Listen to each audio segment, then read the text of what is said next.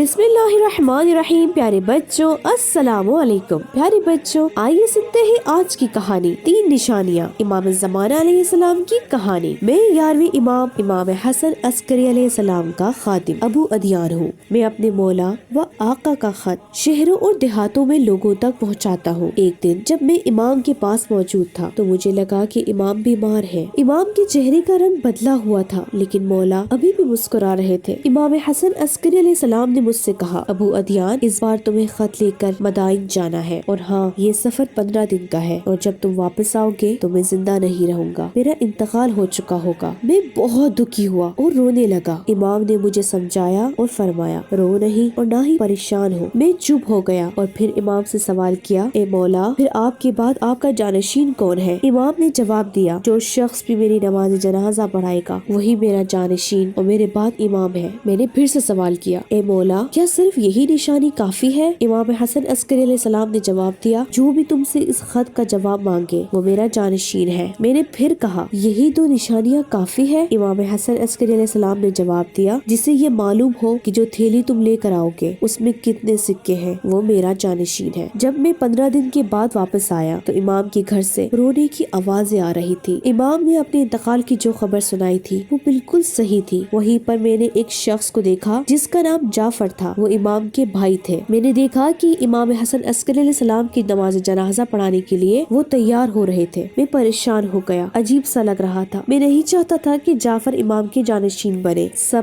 کو معلوم تھا کہ وہ امام بننے کے لائق نہیں ہے، ان کے اندر صلاحیت نہیں ہے امام کے جانشین ہونے کی۔ جعفر کھڑے تھے اور نماز شروع کرنا ہی چاہ رہے تھے کہ ہماری نظریں جعفر پر تھی۔ دل بے چین اور غمزدہ تھا۔ اتنے میں نے ایک چھوٹے سے بچے کو دیکھا جس کی عمر 5 سال سے زیادہ کی نہیں تھی۔ اس 5 سال کے بچے نے جعفر سے کہا، چاچا جان ہٹ جائیے، میں اپنے بابا کی نماز جنازہ پڑھاؤں گا۔ جعفر غصے میں آ گئے، چہرہ لال ہو گیا۔ انہیں سمجھ میں آ گیا تھا کہ امام کا کوئی ایک بیٹا بھی ہے جو امام کا جانشین ہو سکتا ہے۔ جعفر کچھ بولے بغیر غصے میں گھر سے باہر چلے گئے۔ بہت سے لوگوں نے جب یہ دیکھا کہ امام حسن عسکری علیہ السلام کی ایک بیٹے بھی ہے تو میرے ہی طرح وہ بھی بہت خوش ہوئے۔ اور ہاں یہ پہلی نشانی تھی جو ہمارے امام حسن عسکری علیہ السلام نے ہمیں بتائی تھی۔ ابھی مجھے 2 اور نشانیوں کے لیے وہاں پر رکنا تھا۔ نماز ختم ہوئی اور امام حسن عسکری علیہ السلام کو دفن کر دیا گیا۔ بچے نے میری طرف دیکھا اور کہا، اے ابو ادیان ان خطوں کے جواب جو لے کر آئے ہو اسے میرے حوالے کر دو۔ میں بہت خوش ہوا۔ چلو یہ 2 نشانیاں تو مل گئی، اب تیسری نشانی اور علامت باقی تھی۔ تھوڑی دیر کے بعد ایک شخص امام کے گھر سے باہر نکلا جسے پہلے بھی میں نے دیکھا تھا۔ امام کے گھر کا خادم تھا۔ اس نے کہا، وہ جو تھیلی تمہارے پاس ہے اس میں 1000 دینار ہے، وہ تھیلی مجھے دے دو تاکہ اسے اس کے مالک تک پہنچا دو۔ اب تو میری خوشی کا کوئی ٹھکانہ نہ تھا۔ میں نے فوراً وہ تھیلی اس شخص کو دے دی اور وہیں کھڑا ہو گیا کہ شاید پھر سے اپنے امام زمانہ علیہ السلام کو دیکھ سکوں، ایک بار امام حسن عسکری علیہ السلام کے جانشین کا دیدار ہو جائے۔ ابھی تھوڑی ہی دیر گزری تھی، میرا دل امام کو دیکھنے کے لیے بے چین تھا کہ کاش